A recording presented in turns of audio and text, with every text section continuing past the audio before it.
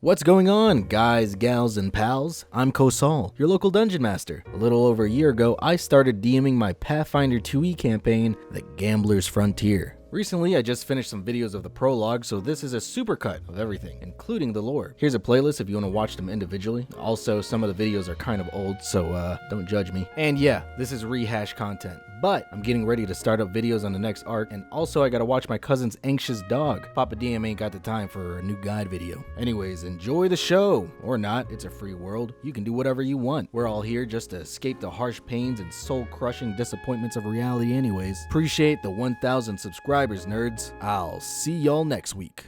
The year is 1793. The world begins to simultaneously experience large tremors from all around them. Strange, mystical gateways begin to open up all across the world. In the US, many Americans believe it to be a sign from the heavens and name the event God's Expanse. But on the night of January 24th, 1794, calamity strikes. Unspeakable horrors begin to pour out from the portals, decimating the surrounding lands. Thousands of American lives are slaughtered by the ensuing supernatural beast. The territories these portals opened in have since become forbidden regions, where death and destruction roam untested. These lands have since been named the Pharaohs. It was soon realized that the portals held not only terrors, but also a collection of odd but intelligent races. Human folktales dating back generations were no longer just stories. Commonly referred to as strangers, these numerous species lacked any distinct memories of their original homelands. Wherever they could, the strangers would seek haven in any place it could be found. However, it was soon apparent that many American colonists wouldn't be very fond of cohabitation. With the introduction of the strangers came a mysterious plant known as portal lilies. Valued even higher than gold, these lilies made people stronger, more resilient than most. The flower's effects on a few select people gave them newfound powers. Now, a man could easily dodge a bullet, crush boulders with their bare hands, or even gaining access to the sorcery of the strangers.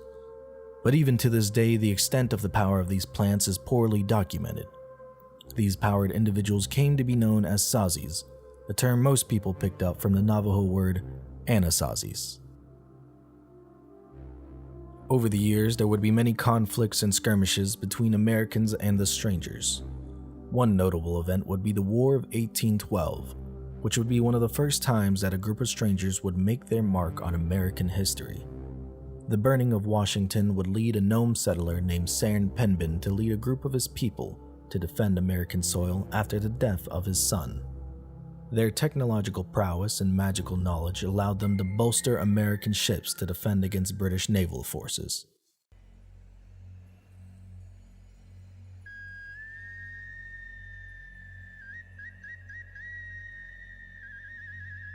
As other nations begin toiling with their own portal issues, many countries cede their territories to the United States due to a lack of resources. But as time goes on, some strangers begin to slowly integrate themselves into various societies across the nation. While not unfamiliar with the concept of slavery, the scale is on a completely different level from what those of the portals can remember. Certain races begin to migrate towards states that they hold similar ideologies to. During the Battle of the Alamo, an unknown orc was reported slaughtering dozens of forces on their own. After the battle, the orc's body was never found, leading many to believe they may have been taken prisoner or their body burned by enemy forces. Impressed by the rambunctious and unwavering attitude of the Texans, many orcs found themselves joining in the Texas Revolution for the glory and honor that came with battle. Later, they would become key components in swiftly ending the Mexican-American War. This would lead to a camaraderie between the two groups and a statue commemorating both Davy Crockett and the mysterious orc, known only as the Lone Star. The Trail of Tears was a significant event, as many elves felt a deep kinship with those of the Native American tribes. With their joint fondness of nature and the spirits, the elves were disgusted by the treatment of the natives. Many decide to align themselves with the tribes and maintain traditional native ways on the lands they've occupied for so many generations. With the help of elven power, many Indian tribes are able to keep the states they were sent to relatively free from US influences. This era of integration caused a massive technological advancement around the world. Eventually, it would come to be known as the Age of Miracles. As one would guess, many of the predominantly Christian societies of America looked at portal dwellers as a blight upon the nation. But as magic began to become more rampant in society, various pagan religions grew in popularity in the stretches of the land. Fearing a religious takeover, some Christian groups formed an organization known as the Kingdom of Mercy to bring salvation back to the land, whether it was wanted or not. Their tenets are clear. The emergence of the portals was a direct test from God to see if humans were able to defend their lands from the enemy with holy retribution. While fairly rare even in their original homelands, tieflings became one of the most prosecuted portal races in North America. With their devilish appearances, an emergence of a new witch hunt began to terminate the race from the lands. Religious sects banded together to hunt them down wherever they could be found. That is, until the rise of the Decadent. Their leader, a tiefling who goes by the title Baphomet, made it their goal to protect any strangers from oppression. Rumors have it that they've trekked through the Pharaohs and now reside within the northwestern parts of America.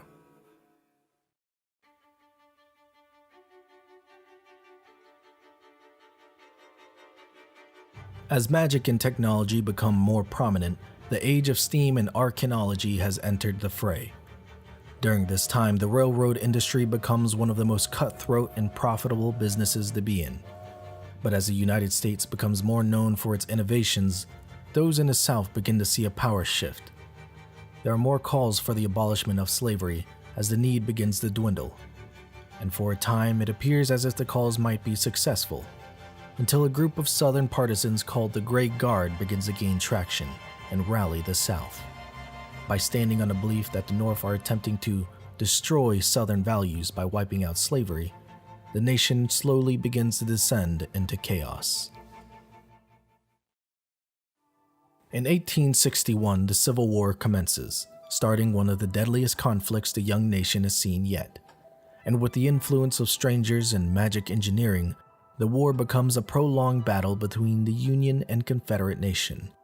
Many factions will take this time to gain power from the ongoing conflict.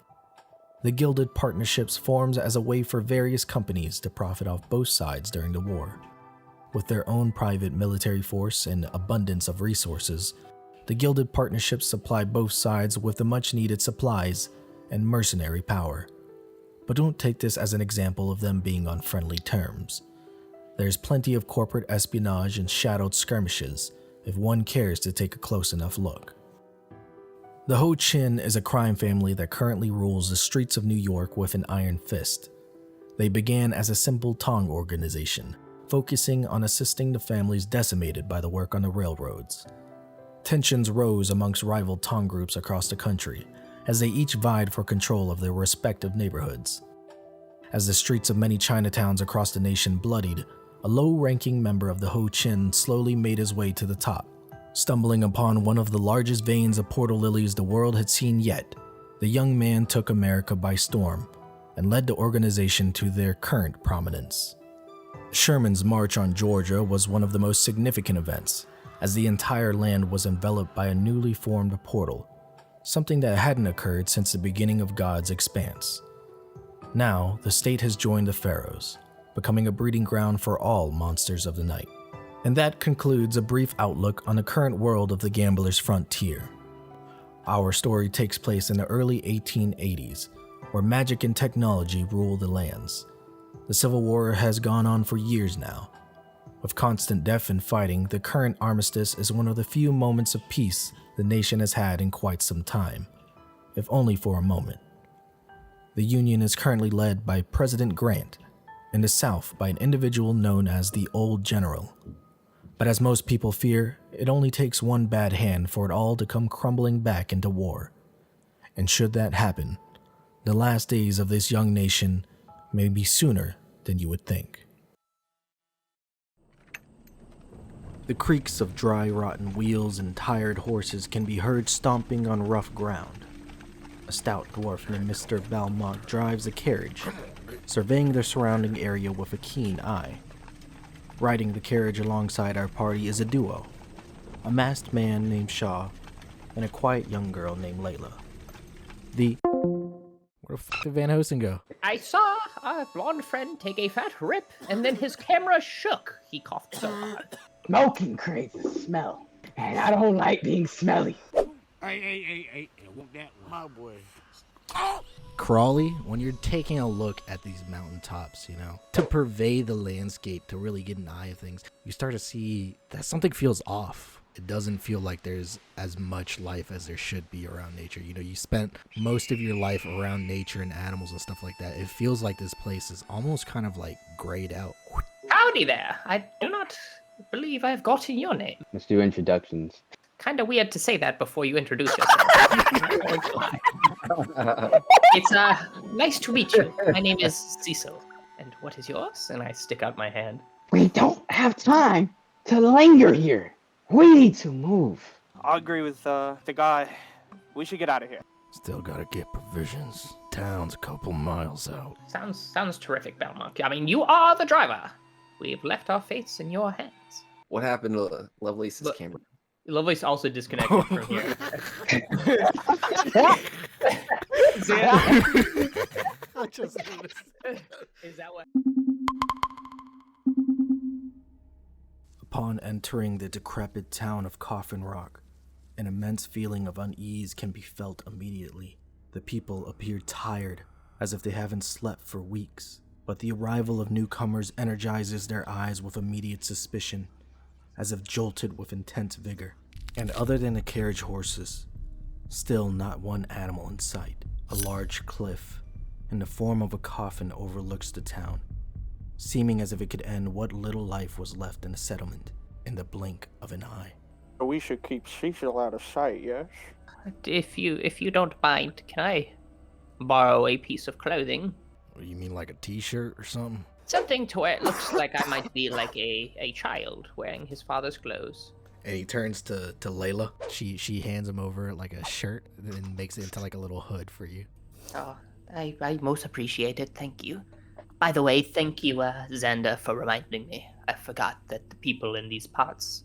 Stick my hand through the drapes of the carriage with a thumbs up. According to my device, the mana levels in this region quite a step lower than those in other regions. Ali, can you take a check at the Coffin Cross? Coffin Mountain, I apologize, not Cross. You're right, Bob. We just me and this glow, so we gotta check it out. And I just hop out the cart. When Crawley hops out of the cart, everybody just looks at him, just staring at him, almost staring daggers at him. I keep going. I don't give a I grew up with animals. Crowley, These are some people. Crowley. You're looking at The town is centered at the direct base of this cliff. spitting in my palms, getting ready to climb this shit. You're about to climb it? I'm about to climb it. Okay, we'll get back to you in a second. Let's stop by the inn. We can find some more information on this place. I agree with you. We should definitely go check out an inn, rest up for the night, head out immediately in the morning.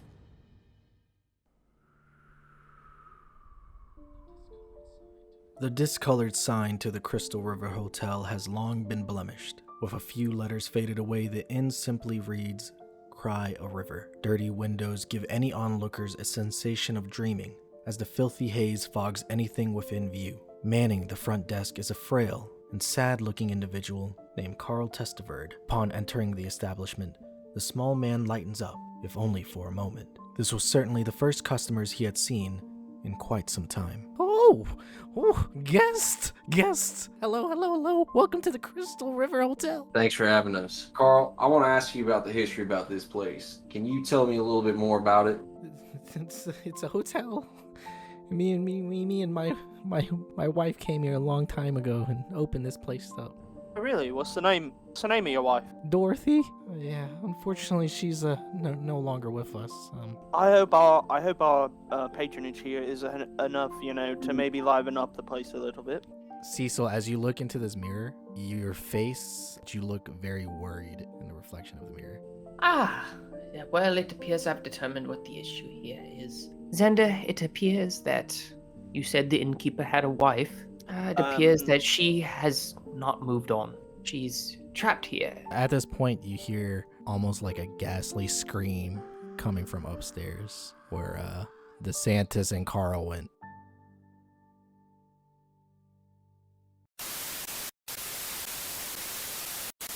What the hell are you doing up there, boy? Fuck. And off the side, you see this individual right here. Very gruff, very scarred up face. And on his jacket, you see a little star, Is it a cool star? like a sheriff's star. I really didn't think you'd have to explain that. Yeah, it's a Star of David, bro. Climbing! Why don't you get the hell down? And he takes out a sniper and he aims it at you. You a funny, shiny star man. We're gonna lose a character this early on. Are you sure you want to do this? Okay. I backflip off the rock. roll Nah, acrobats. Nah, one. And then you made. You didn't say. Oh my dang. god! I just died.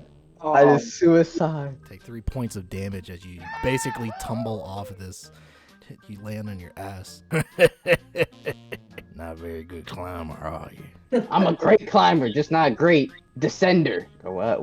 Why is your rock shaped like that? I've been on a lot of rocks. I ain't never seen shaped one like that. We don't take too kindly to strangers, especially strangers asking a bunch of questions. I guess I'll sleep somewhere else. And I just walk away. Think I got a better place for you to sleep.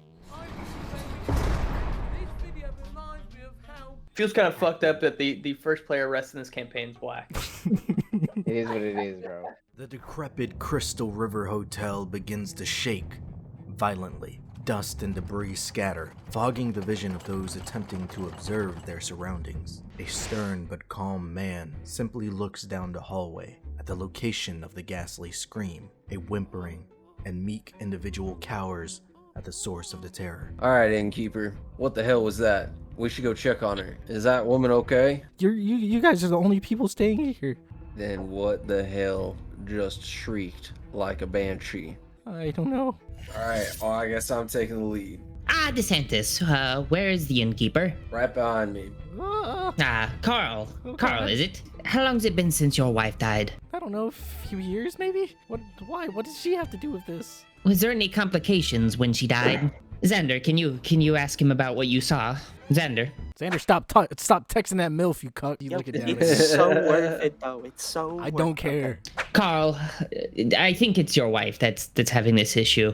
Which room was it that she died in? She died in our bedroom. Can you lead the way to there, please? I can't lead it. I walk up and put my hand on her shoulder. I believe in you, Carl. You're a strong man, and your wife would think that you're strong enough to face this as well. We will be here with you. Goes out. He slaps his face. Okay, I can do this. Lead the way, Carl. Carl. I want to use my small stature and run into the room. Alright, I'm pulling out my sword, and the light shines in the ghoul's face. And as you shine up this light, you see this horrible. This woman seems like her hair is kind of torn out at the seams, you know?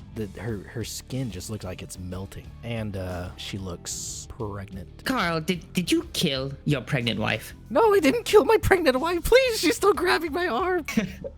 Carl, why is she grabbing you, Carl? Carl, my love, why have you brought these strangers here? Oh God, there she is. Carl, did your wife die during childbirth? During childbirth? No, she didn't die during childbirth. How did she die, Carl? It happened a long time ago. She just sat at home. She forced me to work, to just keep working, and I couldn't take it anymore. Did you kill her? Carl, what exactly are you trying to tell us? Carl, did you have sex without protection? I did. Oh God. Oh. Why don't you do a voice like this? Come on. I'm Xander.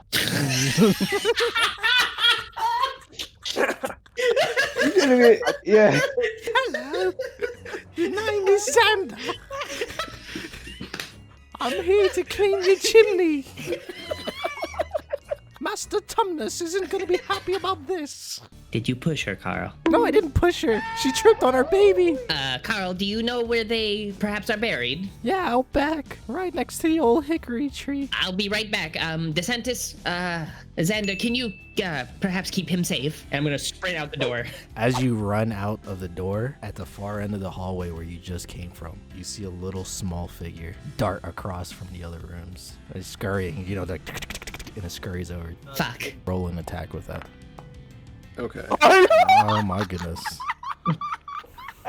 Xander, as you pull up your revolver, but then he accidentally lets off a shot, and then it shoots Carl in the shoulder. Like, oh god!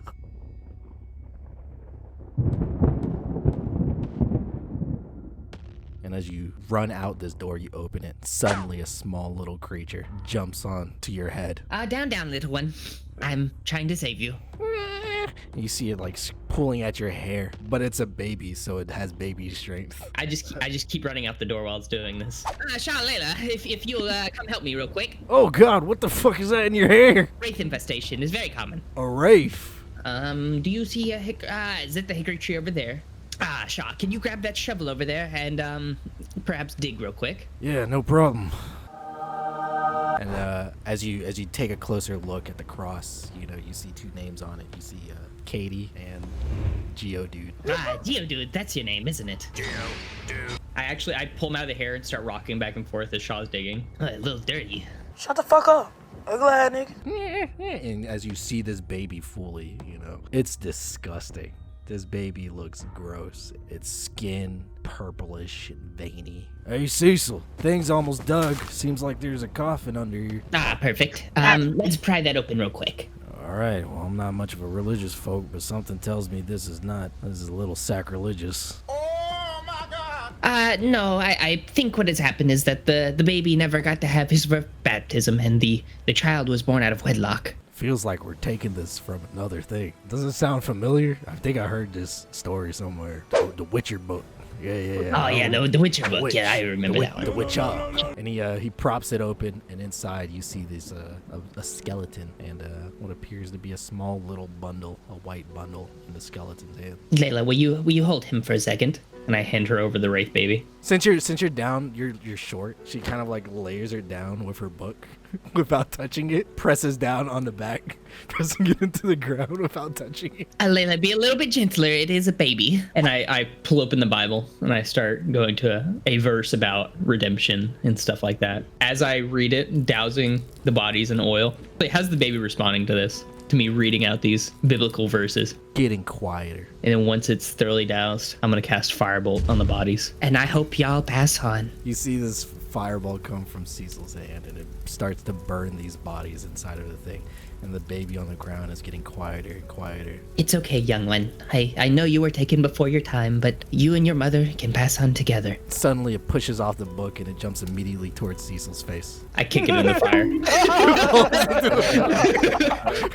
Oh no, little one, I'm so sorry. You spooked me.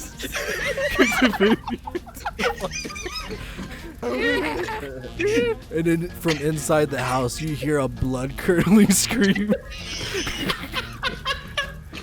Back to Xander and DeSantis. My baby! Geodude! Katie, you can see. You don't know her name. What are you doing? Yeah, you don't know her name. Or what's her name? I'm shot! Oh god! I'm in so much pain! Oh, you don't tell me this right now, then you'll be in no pain very quickly. This is the 1890s and there's like a 90% chance of me dying. You're supposed to pass on, Katie. I did all that work for you, baby. I worked at Wild Western Market for you for so long. There's no passing on for me. You and I are gonna be together forever, Carl. You know what Mama wants. And Mama's gonna get it. Oh gosh, that was I get one more night with my baby Carl, and I'll let him free forever. No, please! Please, just kill me now! Just kill me! I slap him across the face. I don't want to hear anything from you right now, Carl. Oh, You're gonna have to do this. No words out of your mouth. You're just gonna nod, and you're gonna make your wife pass on. This feels like a crime. Shaw, Layla, and Cecil make it in time to see this happen, except all they see now is Xander and DeSantis around Carl, who has a gunshot wound and his pants are down. What the hell are you doing to that poor man? Carl, you should put your pants back on. Wraith went a little unhinged there, but we took care of it. As you take a look at the room around you, before it's dusty, very decrepit, very old, starts to get a little bit more newer looking, very cleaner looking. And even Carl himself starts to look a little bit more upbeat. Carl, can you please put some pants on? You're getting hard. Oh yeah, I got you. Carl, do you know anything about a Samantha we met next door? Samantha? Who's Samantha? Oh my god. Sam. Oh god. I gotta get out of this town. Listen, you guys, if you want anything, I gotta go. I think it's time for me to leave this town forever. If you're leaving the town, you perhaps put the inn in our name? Yeah, go ahead. I don't give a fuck. It's in the safe. It's in the safe in the back. 21854. Xander DeSantis, let's patch him up. There's a lot of canned sardines in your closet. Oh yeah, sorry about that. You guys ever heard of Dogecoin? Carl, I think you should leave town. I tried to erase a wheel of cheese down a hill and I fell, I hit my head. It's probably the best thing that you don't keep your camera on. Trying to figure out the land speed of a wheel down. Yeah, man, this sounds really like kind of gay when you say it like that, but yes, it's true. Yeah, Queen. Yeah, don't forget, Carlos also has a brother named Carlitos. Carlitos does not have an accent. Whose goddamn white baby is that? You've all arrived back at the Crystal River Hotel with Carlos too, apparently, who was one of the goons working under Sheriff Bryce. Okay, come on, Carlos. Let's get inside. Hey, Carlos, I'm Xander. Nice to meet Hey, you, Carlos. Xander. It's nice to meet you, I say. Layla, Shah, if you can come down here and introduce yourselves to Carlos, please. You see the younger girl just come up to you, Carlos, and she just kind of like nods her head without saying anything. And the larger man just goes, howdy there. Carlos, was it? Hey, hola. I don't think you were talking like that before. Yeah, it's a long story, man. It was a wheel of cheese. He hit his head on, wheel of cheese and roll. I don't know, are you Hispanic, Carlos? I don't think you're Hispanic. You seem like a white man. I am a white man, it's true.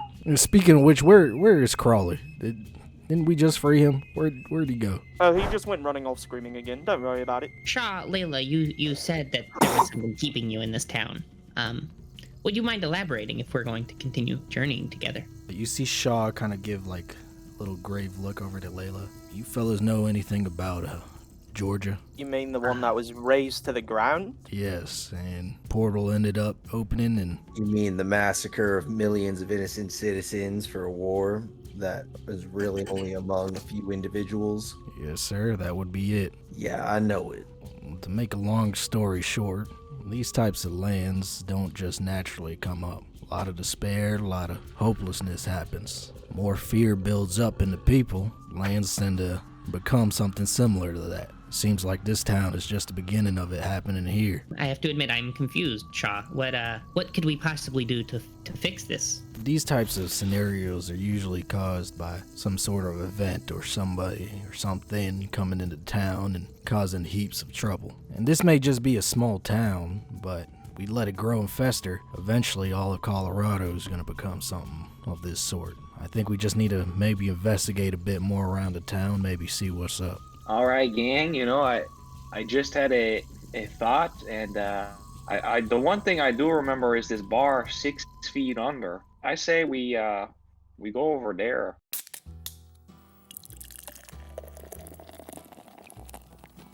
All right, you make your way to the 6 feet under, and you see that this bar is kind of like obviously very grimy, very dirty, very dusty. You see that tables are kind of like scattered.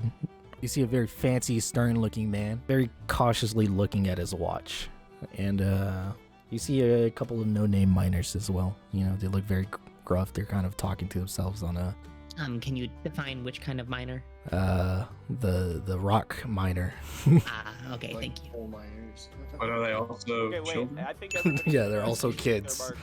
And you see this bald man wiping his cup as the three of you walk up to him. And he's kind of like eyeing you. What do y'all have? Any recommendations? Well, we got beer and a little bit more beer. I lean onto the counter and I just kind of like go, I like the little bit more beer. That'll be 50 cents. I throw out $1. Keep the change. Thank you kindly. How about the rest of you folks? Carlos, Is that you, Carlos? Hey man, you know it's me, but you know I hit my head on a wheel of cheese, so now I talk like this. Yeah, that'll do it to you. And he pours you, you know, a little thing of beer. What about you, Mr. Man? As he looks you up and down, DeSantis. I'll have a quart of your finest beer. Something good for a strong man like you. I don't like the way you talk to me, woman. I'm a big man. My name's Taylor Johnson. I'd like some information about this place. Well, that's probably not the most polite way to ask that. I didn't come here to be polite. Not too sure we can have a whole good conversation before we become friends then, though.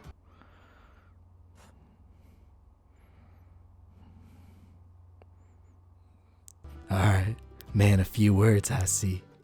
Come back to me when you need another drink, I guess. Yes, I will. Oh my god! What was that? Carlos, Xander, you walk up to the fancy looking man with the giant top hat. Ah, Carlos, my good friend, and a new visitor to town you've brought here? Carlos, why are you talking like that? Well, you know, man, you sometimes you chase the cheese wheel, and sometimes the cheese wheel I chase you. And... Well, introduce me to your new friend here, why don't you? Oh, Xander. Xander, nice to meet you. I'm Mayor Hambley, mayor of our beautiful little quaint town of Coffin. Hey, barkeep, can I have a drink for the mayor?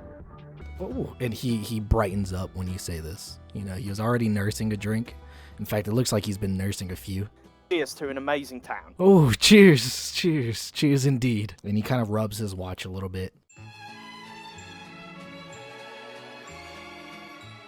Hey, Hamley, how about we go get some horrors, man? I hold my beer up to cheers again. Yeah, and you see that he holds up a bottle of absinthe, and he takes up a big old he takes a large swig of it, and you see him getting a little bit more visibly drunker. All right, hold up. I can't. Newt, why are you rubbing your feet, bro? Right in front of me? All right, this is Ace of punishment. fucking disgusting. I'm about to. We helped a fellow townsman here. His name was Carl. Carl. Oh dear Carl. Dear Carl.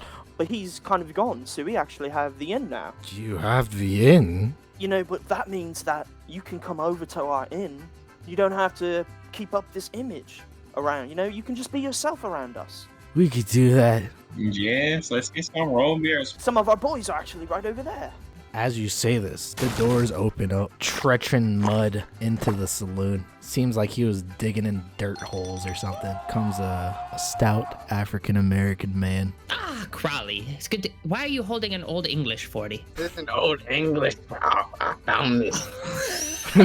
I returned. Why y'all talking and not drinking? You must be a bunch of pussies. Carlos, you're hanging out with a bunch of pussies. Taylor, I must say, before we leave, it has been a pleasure attending your establishment. You run a terrific bar, and I look forward to returning for your caring service once again. He's looking at DeSantis, and he says, yeah, you come again, too. The next time I see you, better have information useful for me for this fucking town. Emphasis on fucking. What the fuck are we doing? Let's go drink. Yeah, these are my friends. So ain't none of y'all stop looking at us. Hi, miss. Hello. I just couldn't mind noticing you. Peninsula. Hi, earlier. Is everything alright? You need a drink, by the way. No, I'm fine, thank you, though. I was just wondering if everything is okay. You looked a little unsettled, and Mother raised me to... whenever I see a woman who may be in trouble, I got to reach out to help. That's a little cringe. Cringe? Oh, did I say cringe? I meant sweet. If that's the way you talk to women in real life, Lovelace, how are you not on a list? My lady. I'm the mayor. The mayor since Daly brought us in.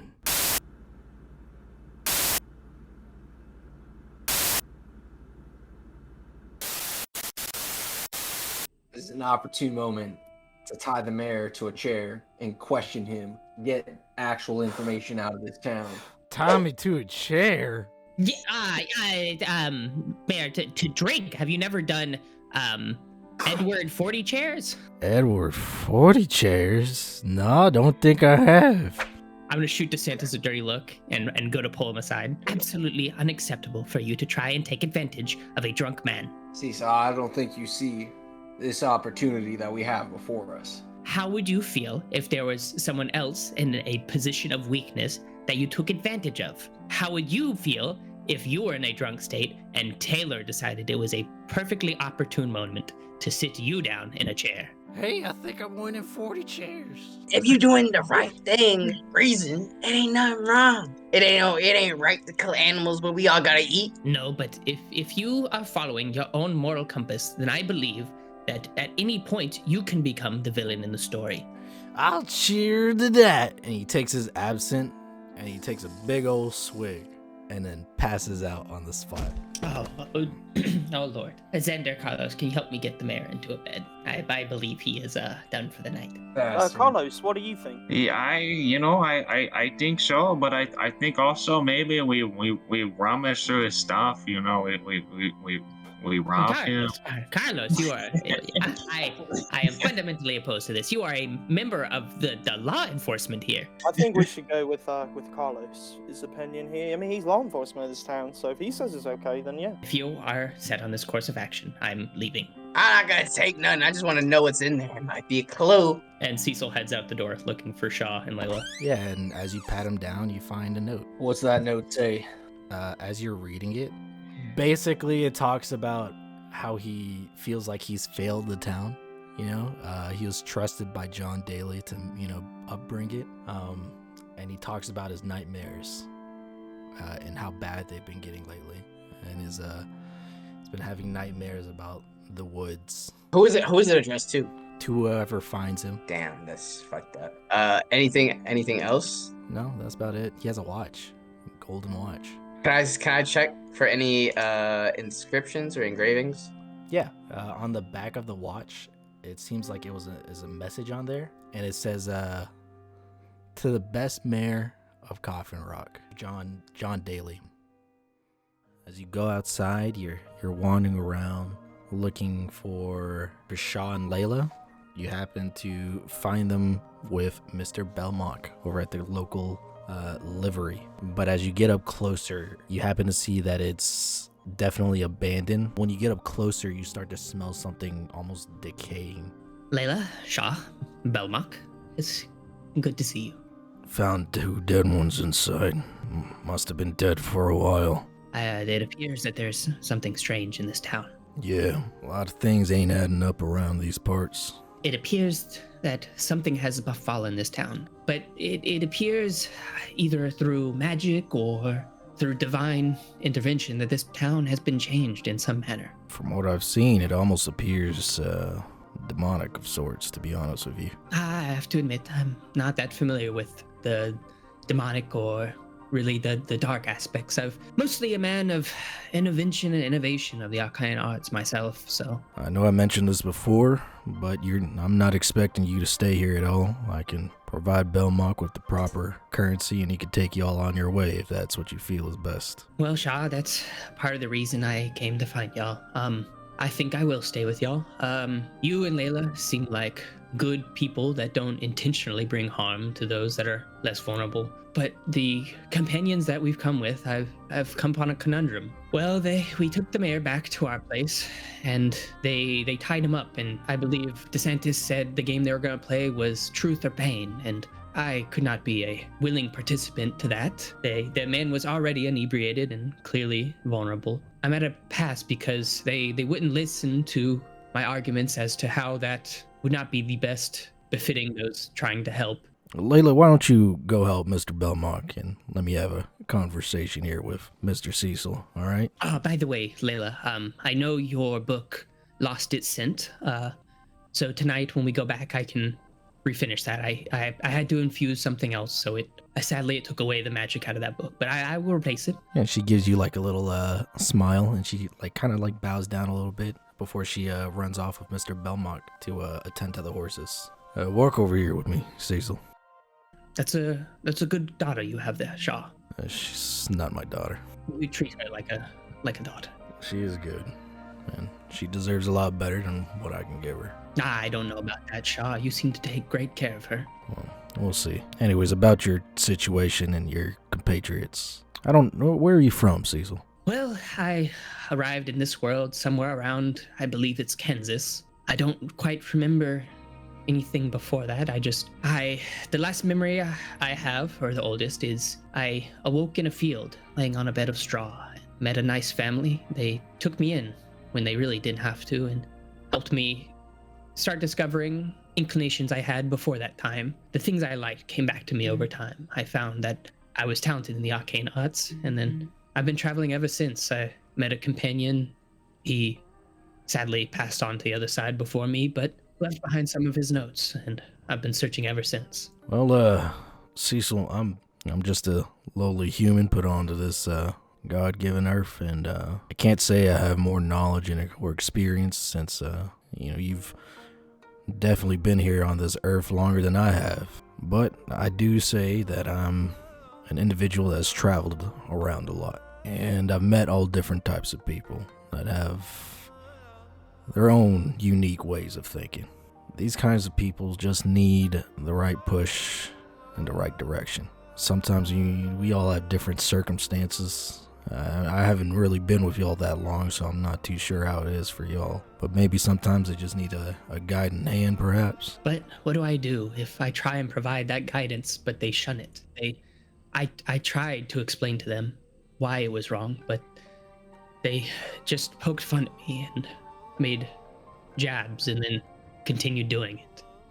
Now, honestly, if I'm being honest, it seemed like something that like a pubescent child would do.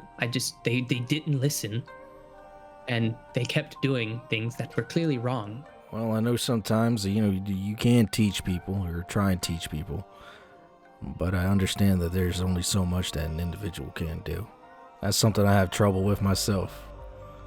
I have a few coworkers that I'm not very fond of, but somebody seems to be calling me on my Samsung. Oh, my bad. It's just a scam call. I get those two on my little device. I'm interested in seeing this Samsung you have. Yeah, I got it from Wild Western Mobile. Cecil, I can tell you're a good person. I really try. Where are you planning on going? I'll be honest. I don't quite know. Ever since my colleague died, I've been just searching for the answers to the questions he left behind. It's about the portals and why we ended up here. Why this planet, this universe, was inundated with people like me, the portal hoppers. Don't call yourself that.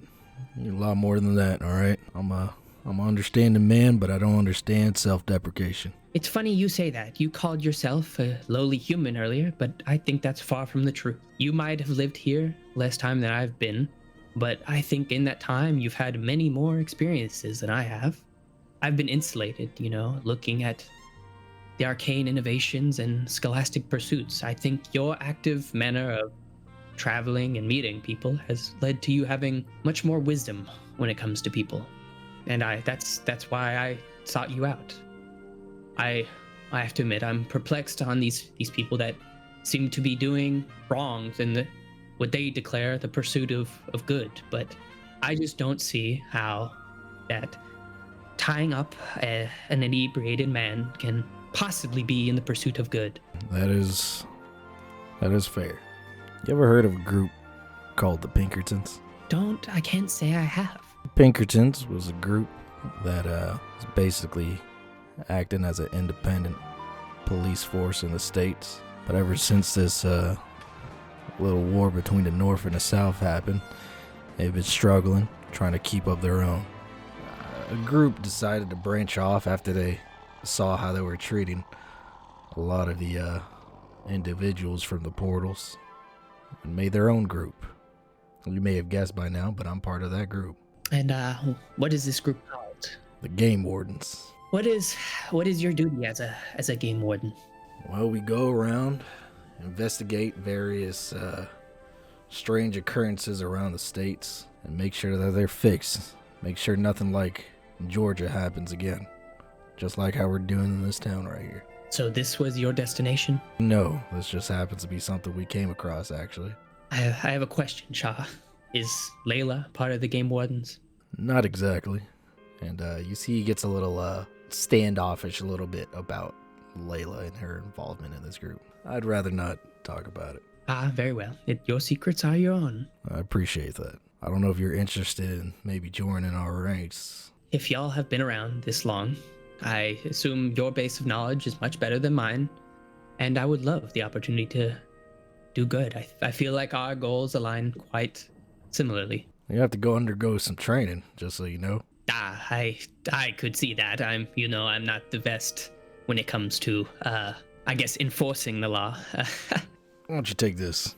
And he takes out a little pin, a little star. Ah, yeah, this looks quite like Bryce's pin. Oh no, this is our junior deputy specials that we give to little kids. Sorry, we don't have time. This kind of happened all of a sudden, so we don't really have time. I don't have time to make you a... I think that's quite all right, Shaw. Although I do look like quite an old kid with this mustache.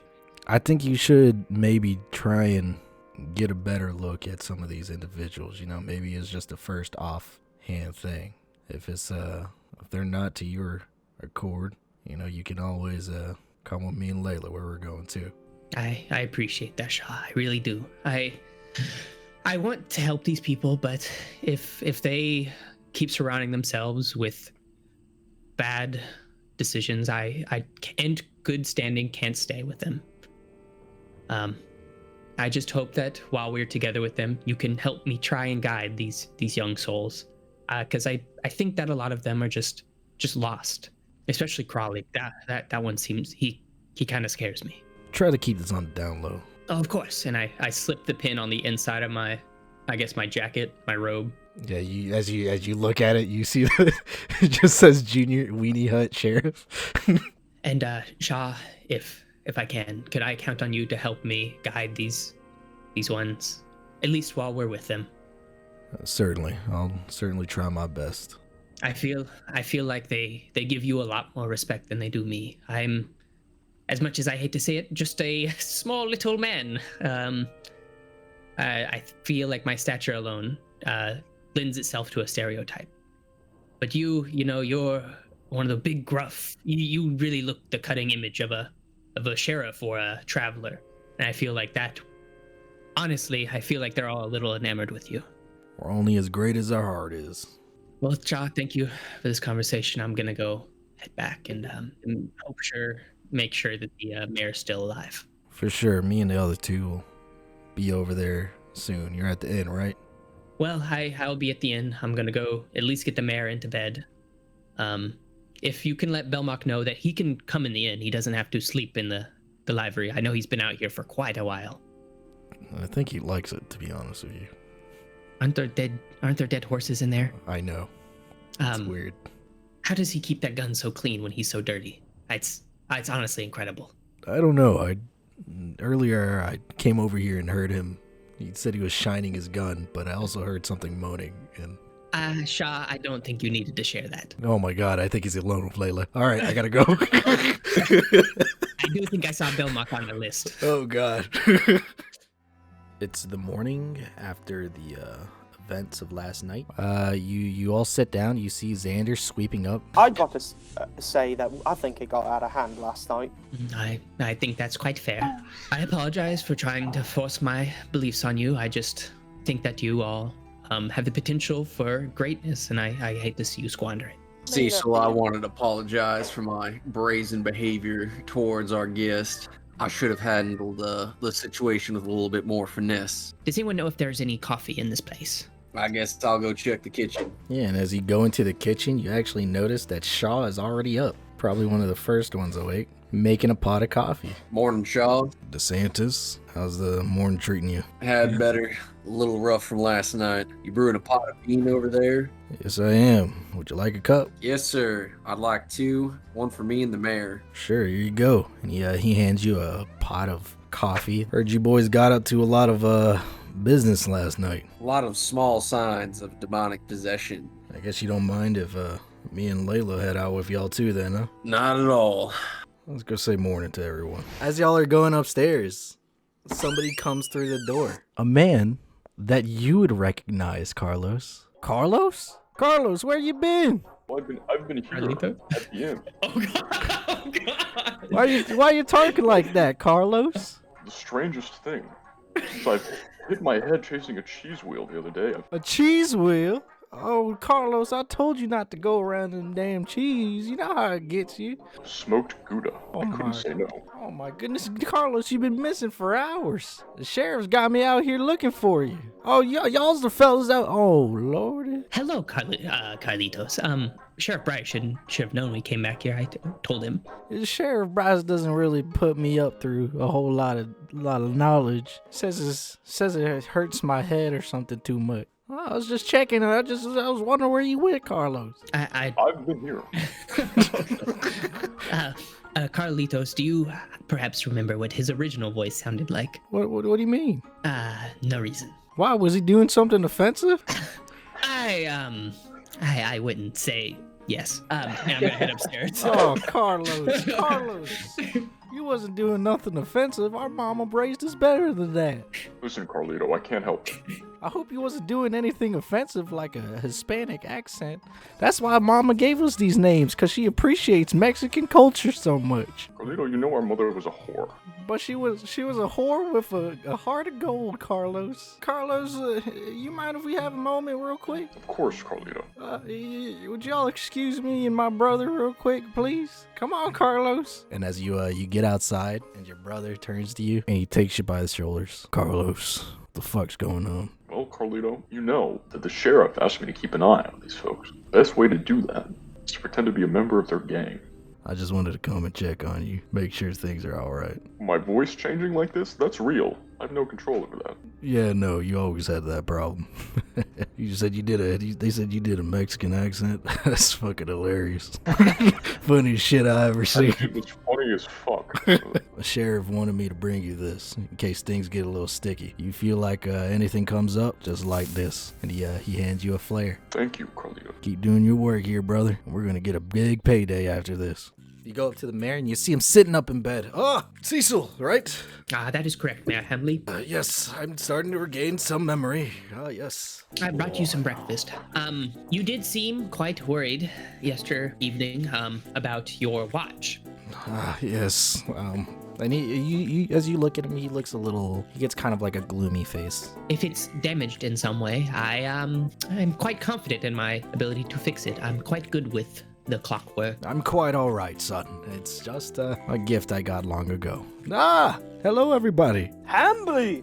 How are you doing, my friend? Fantastic. How about yourself? Morning, Mayor. Morning, DeSantis. Oh, I had such a good time when we were playing that game about praying to, what is it? Truth or drink. And you certainly showed us your tolerance last night, Mayor. Yes, I am quite the stout man myself. I thank you for bringing me to your domicile. Of course. Well, I was hoping you would, be able to relax a little bit, get a little of the tension out of the shoulders from having to keep that up, the mayor image up around when you yourself, Hambly, are such a great guy. And you know what? When you say this to him, his eyes look a little wet. Thank you, son. That means a lot to me. You know what? If there's anything you boys need in town, please don't hesitate to come to me. Let me go, and I think I may go take a bath. If that's fine with you boys. I think I smell vomit on myself. Not sure where that came from. Anyways, I'll catch you boys later. I'll be at the mayor's office if you ever need me. It's right down the street, huh? I'm glad he didn't figure out about you boys tying him up. I think he was a bit too distracted by me sucking his dick the whole time, but I think we're good with everything now, so let's get a move on. Nigga, what the fuck? As you're walking towards the forest, it's very, very eerie, very spooky. Because as you're going through the forest, you don't really sense a whole lot. Xander, Crawley, as people experience with nature life, usually you would be able to notice, bugs, noises, lots of different noises. But usually you would be able to tell that there's more creatures around. But right now you don't really see anything at all as you're walking through this forest. Off the very tinges of the wind, you can smell just a hint of some sort of tobacco flowing through the wind. Let's go. Dude. Real nature niggas, bro. Real perceptive niggas. As you're walking into the forest, you begin to pick up more hints of this tobacco smell, and you hear in the back kind of like a Boys, I think what we're hunting might be more human than monster. Or we could be the ones being hunted. Well, that tobacco smell right there smells something more along the lines of native tobacco. We best respect them woods. Cecil, with your age and Yes. expertise, do you have any strategies? No, I just really was familiar with the arcane arts. Out of anyone here, probably Shaw is the most. Suggest putting your weapons up for one, but not too far away from you that you can't grab it quickly. Moving further into the forest, you start to hear like a drum. I think it's avatars. I hope we see some sexy water aliens somewhere here. A large, strange ladder just suddenly drops from the trees. Crawley, maybe don't go up that. As you look up, you see a brief light coming from the top of the trees. Are you going to move up the ladder? You're just kind of standing there. Yeah, I'll move up the ladder. As you're climbing up these ladders, it's very rickety, very shaky. And as you get up closer, you see almost a tent pitched up like a treehouse formation, you know? In fact, it's the first sign of like something made out of an animal that you've seen. And as you're getting closer, you start to smell this tobacco even more. And from inside, you can tell that there seems to be some sort of fire going on from the inside of it. And as you look inside of this tent, in the middle of the thing, you see a fireplace that's burning. And in the middle, in front of the fire, a man sitting down, cross-legged, smoking out of this pipe. And he seems to be blindfolded. And his hair is a small, little, like, baby raven. Greetings. I have been waiting for you. I am Laughs at Darkness. That's a badass name. Thank you. You are from out of these lands. Your spirits have spoken of you. You've come to cleanse the lands. I'll follow the will of the nature that speaks to me. Elder, I respectfully request that you tell us your story and the story of your tribe. My tribe no longer exists here since the white man has taken this land. Cecil looks around at all the white people. In order for us to help you, I would like to request your reasoning for why you stayed here. This land cries out, see no animals, correct? Well, beside the raven on your head, no, I have not seen any animals. He is special. This land is dying. Are you the ones that can save it? We are the ones that are willing to try. Then you must take the test to see if you are worthy. You all are potential warriors to fight against the evils of this land. This is something that may end your fate if you fail. Well, I'd rather confront fate than run from it any longer. I do not blame you if you choose to leave. Get this test on the road. Yeah, fuck it, why not?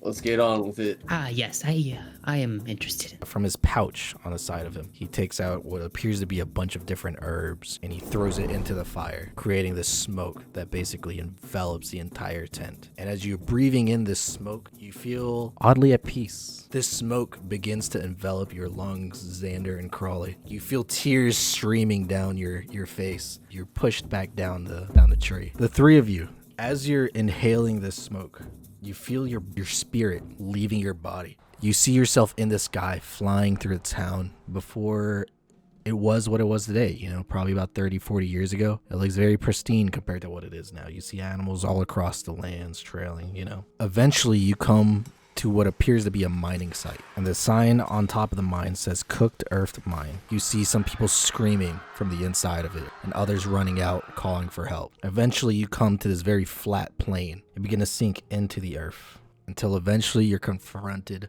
by this large earth-like spirit, probably about 100 feet tall. I am Tachin. Who are you? The name's Cecil. Cecil BH. Nice to meet you, Tachin. I'm known as DeSantis. My name is Carlos. Your spirit is strong to be able to come here. I must ask for your help, warriors. The land around this place is under my protection, but as you can see, it is cursed. What is the source of the curse? Somebody is trying to entrap me and make me into their slave. Uses it for his own purpose. But I ask you to find me within the mine and free me. If you do so, you will be generously rewarded. Good deeds do not need rewards. I will help you, Tachin. He looks at the three of you, but it looks like he's squinting at one of you in a very, like, disgustful way. And then all of a sudden, you feel your spirits being called back to your body. The three of you are inside of this tent. You see laughs at darkness. He basically takes out his hand and he blows like, it seems like smoke's coming out of his mouth. As the smoke clears up, you find yourself on the ground where you see Crawley and Xander right next to you. Yeah, as you look up, you see no ladder. You don't see any hints of what was there before. Immediately, you hear a high-pitched scream not too far away from you. Oh, what the f happened to you boys? We went on a spirit trip. I found my spirit animal. Oh, okay. I found the ground, and Joe. that my gas mask is useless. Did y'all just hear that scream? I did. I do believe someone is in need. Why don't we hurry over there? Did you really find your spirit animal? Did I really miss out on that? Ah, yes, it was wonderful. Me and a jolly bun of biscuits. You go out into like a more open, cropped out, like mountainous area. And I would say you're above on a cliff, 20, 30 yards away. You see a woman fighting off these strange human-like creatures just covered up in like a dark red blood. And they happen to be holding what appears to be mining picks attacking this woman. Perfect. I'm going to cast Grease. Everybody roll initiative for me. As you get a closer look at her, she kind of dusts herself off, you know, all this blood and grease next to her. Greetings. Nice to meet you. Nice to meet you. My name's Cecil. As thanks for coming to my rescue. How about you boys coming over to my gang? Maybe a nice bite to eat. Gang? Yes, sir. I'm Shelly Pearl of the Pearl Gang. I have to ask, what led you to this source of life? I would say we're just a little bit of a local militia group. So you protect those in need? I mean, I try my best. I guess you could say most of my work is dedicated to at least taking out that damn sheriff. Ah, you don't like Sheriff Bryce. You see the absolute visible disgust in her. She spits on the ground. You know, I have to ask, why do you hate him so? You see everything that's wrong in that town? It's all because of him. What makes you say that, Shelly? Man's gone around causing terror, doing his own type of frontier justice. That ain't something I can abide by. Isn't that quite what you're doing yourself? Well, I guess the difference is that I just don't slaughter innocents like he has. Slaughter innocents? What do you mean by that? My family. He's the one who put him to the gallows. All because they wouldn't pay his little old tax ever since the town owner died. And then the mayor did not step in on this? Mayor's too damn busy getting drunk off his ass in the bar. As far as anyone's concerned, Sheriff Bryce is the one that controls everything there. You know, a lot of people around here don't want to follow a woman. So I greatly applaud you on the strength it requires to do that. That may make a little bit more sense once you see the rest of everybody. And as you're walking, you start to come up into this, I guess, hideaway in the mountains. You know, it's a little bit more of a plains field. You see a abandoned barn that seems like it's been patched up as best as it could. As you're walking up to the barn, you start to get a few glimpses of the individuals staying there. You may notice everybody there happens to be a woman. I see what you meant. Can we make it where I roll to see if I'm naked or not? All right, just roll a d20, and if it's a 10 or above, you keep your clothes. If it's below, then you don't. Yeah, that's wild. We don't have any spare clothes either. You're about to become. You might want to cover yourself. And she takes off her poncho that she's wearing, and she throws it at you, Crawley. Oh, thank you. You can keep it. Can I roll for dick size? Yeah, roll a d12. Remember, you have the opposite of advantage right now. Oh yeah, you do. You have disadvantage. Oh my god, what a fucking schlonger. And as you realize, this is the very beginnings of where the stereotypes arisen, the origins of his people. As you go inside, you start to see a few more of the individuals, you know, all around the place. And you see women of all different types of ages. And a lot of them look a little wary as they see this group of men come into the building. Shelly seats all of you down at a table near the back, and she pours out a black, dusty bottle that just says whiskey on it. Come on, sit down. Thank you very much. I appreciate your hospitality. And Cecil throws it back. So what's with them creatures that was trying to eat you? Yes, those are the blood men of the mountains. As you look at her, you start to feel your face getting wet, Crawley. Everybody, as they take a look at Crawley, they see that his face is leaking blood from his eyes.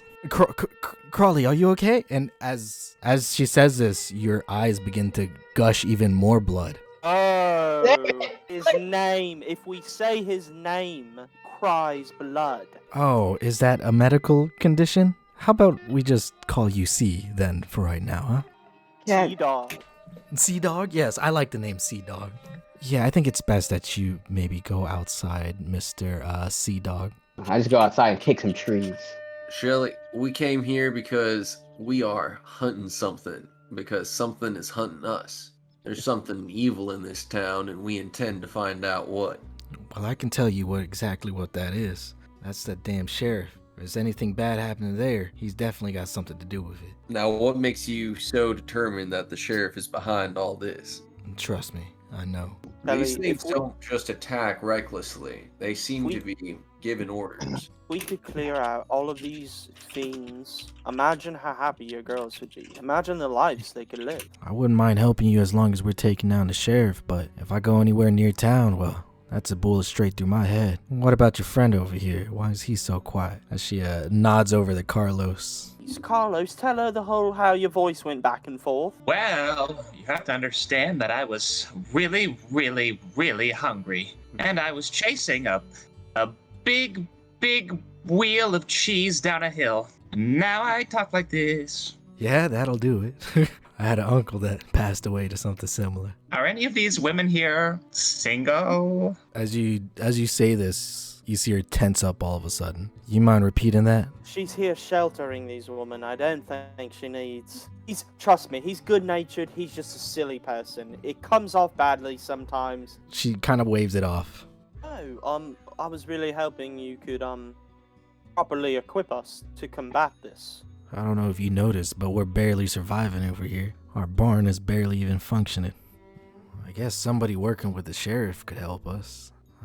Another thing I could think of is maybe another group of people I know about hiding in the mountains. Could you maybe elaborate a little more on that? Well, you know how you called me a bandit? These are actual bandits, led by a man named Mayhem Archer. You mind telling us a little bit more about this Mayhem Archer? I don't know too much about them, but from what I heard, they were fleeing the law over in Kansas. They've been holed up maybe a few miles south of the town. They started attacking the people there for a little while, but apparently the sheriff managed to keep them off. They probably wouldn't be too opposed to, I guess, making reintroductions into the city.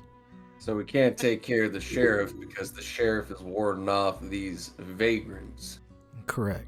The thing is, Sally, we don't have to team up with him. We just have to convince him to go after the sheriff same time we do, and we take him out at the same time. You could try, but I don't think I can really offer my assistances, to be honest with you. We've both had our own infighting. Well, before you boys do whatever it is you want to do, you're free to stay the night here. Thank you so much, Shelly. Before the night ends, Cecil would like to walk up to Carlos. Carlos, if you can, would you hand me your rifle tonight, your shotgun? Well, of course, silly goose, but you're gonna need to tell me why. Let's say upgrading it tonight. You'll see it tomorrow. I think you'll like it. Ooh, very exciting. Here you go. I can't tell if you're impersonating, like, it sounds like a gay Chinese man. So Andy, like I said before we walked back to Shelly's place, he would have Cecil would have used one of his arcana fusions on his backpack to make a bag of holding. Cecil, about Mayhem Archer and his gang, is that they were terrorizing Kansas by stealing from like cattle ranches and stuff like that, right? They're considered very dangerous. They've killed authorities coming after them. They've killed random people just to take their things. There's currently a bounty on them. Help, please. Oh God, fucking Coomer.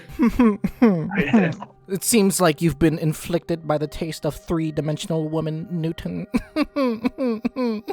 Sup, dudes? Kosal here. Sorry for how this video turned out. My recording muted my mic for the last hour of the session, but I didn't want the footage to go to waste. Anyways, all you need to know is that Shelly Pearl tells the gang about a suspicious church that sprouted up recently called the Brotherhood of the New Communion. That's definitely not the source of evil with a name like that. Trust me. As you all are making your way towards this church, you see it off in the distance and you hear the bell above the church ringing, and you see it standing by itself. The bell appears to be ringing, but you don't see anybody there. That's a little creepy, not gonna lie, fellas. So I think this is something a bit more of your knowledge. I don't know. I'd have to inspect it closer to understand more. Awfully quiet and empty for a church. I don't think we're alone around this church. We best be careful. I have to let y'all know. There appears to be strong demonic magic inside this. I'm not liking the look of this place. I think maybe some of us should take maybe a defensive position just in case. I agree with that. Me and Layla over here will go over here, set up in the back right here. We'll keep a lookout, keep you guys back up if you need it. I got some tricks up my sleeve. Did it become like a rat or like a monkey or something? A monkey? Racially charged question. That's not a recon mission animal I know in the Wild West. Just like cute little monkey like this, and then probably becomes a little guy like this. And then I can give him little pets. No. You want a pet Crawley? He's cute like a little monkey, yeah. Racially charged. Every time I make drip coffee at my house, it tastes like shit. Because you suck dick at making coffee. That's fine. We all gotta suck. Don't just slander me, put me on game. This is a teachable moment. Get yourself a motherfucking French press and grind them beans yourself. I'm not spending money on shit I won't be able to keep. What do you mean you can't keep? You can't keep a French press? No, it's not. This is not my house. I'm not gonna what works. I'm not gonna interfere with my parents' coffee making system. You play politics to that extent in your family, Josh? Yeah, what? You buy a French press and your parents are like, what the fuck, Josh? What the fuck are you doing?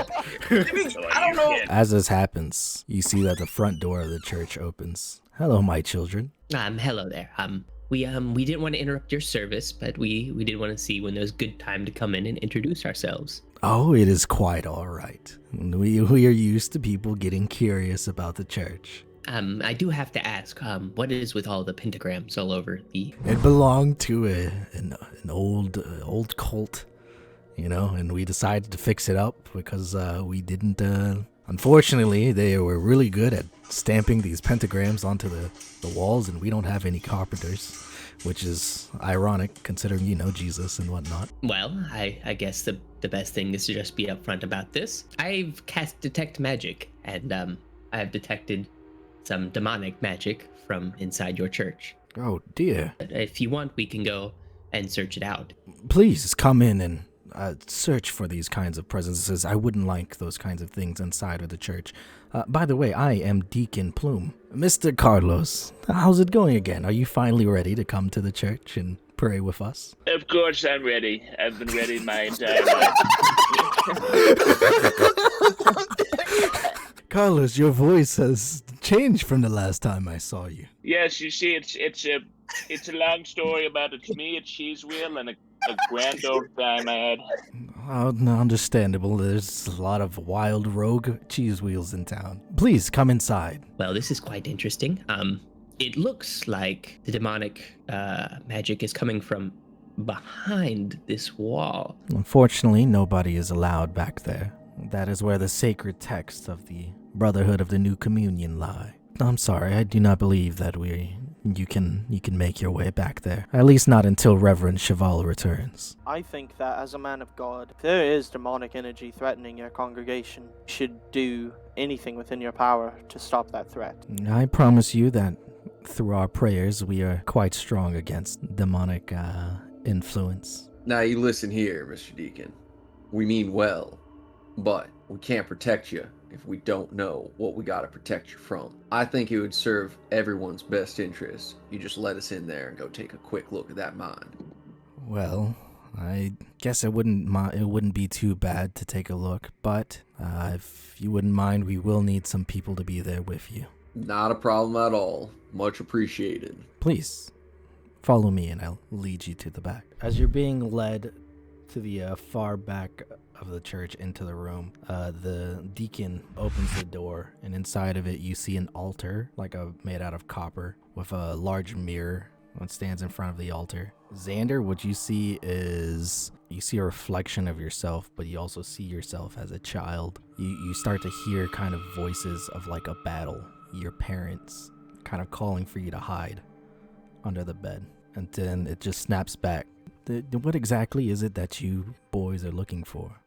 Well, I can tell you that there is this mirror right here has some sort of demonic magic cast upon it. There's absolutely no way that this has demonic magic. This was an artifact found way back when. Deacon, I assume you have some sort of spell that will protect those of your congregation from good and evil and stuff like that. Is there any way you could cast that on the mirror? I'm not sure the Reverend would appreciate me messing with parts of the historical artifacts of our congregation. If your magic comes from your lord, and this is an artifact of your lord, they should work together, shouldn't they? Okay, I guess the simple spell wouldn't do too much harm, I guess. The deacon begins to chant a little prayer, and all of a sudden, you see a red glow around the mirror until it begins to envelop the entire room. Your vision begins to get all blurred. And as it comes back, your vision starts to come back to you. You see that you're no longer inside of this room. In front of you, you see almost what appears to be like a deep crack into the ground in front of you. And right above you is a large sign that says Cooked Earth Mine. And as you look around you, you don't see the deacon anywhere near you. Well, this is a roundabout way, but I think we are where we needed to be. As you're going into the mine, you see from all around you, there's a strange, very eerie red glow along the rocks. And as you go further into the mine, you suddenly hear a voice right next to you. Spectral figure of a man, an old miner. Hello there. Hello there. Can you see us? I see you. You see me? How long have you been down here? Years. Since the start of this mine. Would you like us to get you out? Please. As he says this, you see 4 other spirits show up behind him. Our souls are trapped here. My name is William Woodlace. I've been trapped here for years. Our souls are being trapped. Our bodies forced to fight as warriors of the blood. Guys, I think those things that attacked Shelley might be what he's describing. That's probably pretty accurate. Where are you trapped at down here? The caverns. Our spirits are being sacrificed to summon a great evil. Can you lead us there?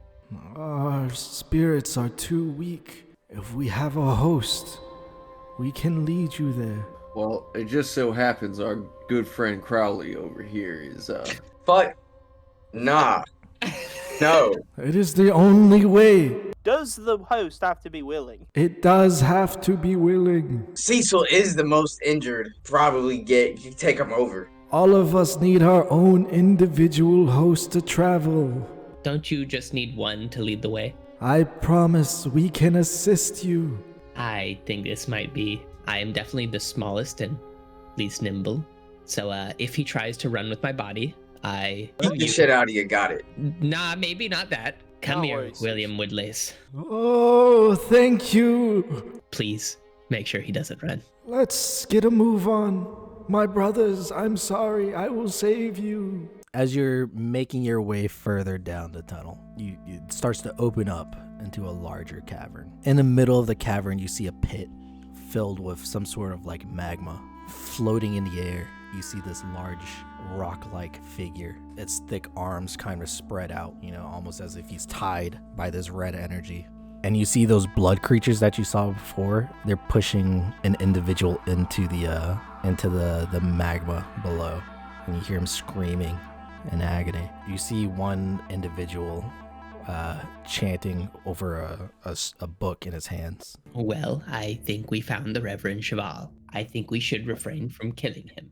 Why? Because he should face the law. No, he's a total asshole. Do you know something about this man? He works with the forces of the devil. He wants to bring prosperity to the town at any cost, and it has warped him into an evil creature. I think this is a good time for a lesson. You remember when I said that the ends don't justify the means?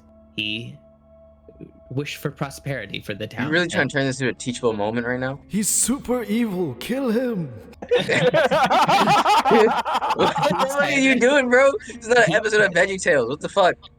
Every moment is a chance for learning, Crawley. Why'd you let me inside of this one? Why can't they hear me?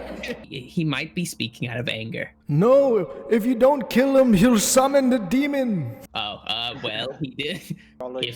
If y'all want to start combat, I can sneak around and try and disrupt the magic circle.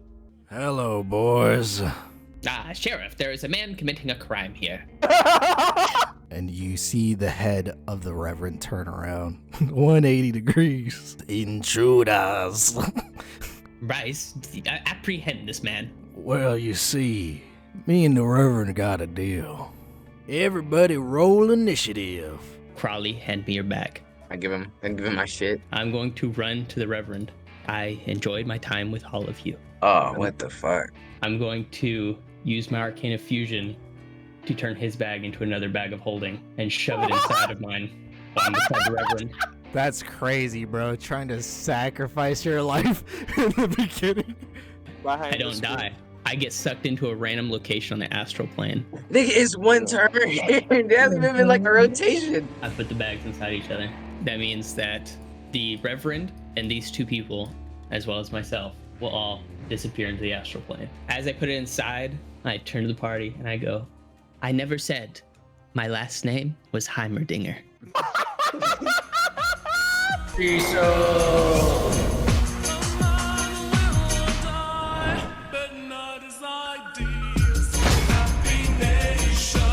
Ever since my colleague died, I've been just searching for the answers to the questions he left behind. Kick him in the fire. Oh no, this one. I'm so sorry. And I would love the opportunity to do good. As this happens, the entire chambers begin to rumble, and you start to see the chains that were holding down T'Cheen break apart. You feel this energy begin to build up around in the entire room. Eventually, all of you, you've had that same feeling when you first went through the portal again. You find yourselves out into the middle of the town, maybe a little bit dazed about what's happened. Sheriff Bryce gets up. What the fuck you done? Cecil just did what he had to do to preserve what is right in this world. Carlos, put a bullet in all of them. Oh, I forgot about this thing. Someone killed this nigga, isn't he? Carlos, please, my friend. Carlos kind of aims the gun at Xander for a second and then looks a little sad. Carlos, you scum bitch. You knew this was coming, probably, maybe. Oh no! Oh no! Please, 4 points of damage. Oh my god! Oh no! Shit, they're rolling really good. These bandits have gotten the best of me. Carlos, why? I felt such a connection. That story of the Wheel of... if all of our characters die, really easy transition to Pathfinder 2. That's a good point. That's... Oh no. So dead. I'm just so That again is -1. Is this the first team wipe I've seen? Carlos kind of looks a little... He's kind of grimacing a little. Good job, buddy. Drinks are on me tonight. So Bryce, what are we gonna do with these guys once we capture them? We're gonna take their bodies, we're gonna cut their heads off and put them on stakes and show it to any filthy bandits that try to ruin our town. Pretty good time for it to be Sheriff Bryce's turn. I'm kind of looking down pitifully at DeSantis, who just swore at me a moment ago. Kind of stealthily, so no one notices, I kneel down and pop a little goodberry in his mouth and massage his jaws up and down, and I whisper, "Go on, DeSantis, crawl out of here. I don't need your head on a stake." With my next move, I kind of turn to Shaw, I guess. I'm gonna try and shotgun Shaw.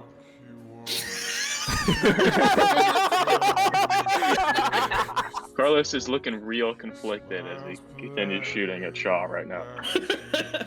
Sheriff Bryce takes a look at Indy, if you think he would try to kill me, have him try to kill me. Don't hold back. Keep the narrative going. Oh, do whatever you feels right. Don't hesitate. I'm so sorry. I'm so sorry. You watch Sheriff Bryce take his sword, slicing into the chest of the Lone Ranger Xander.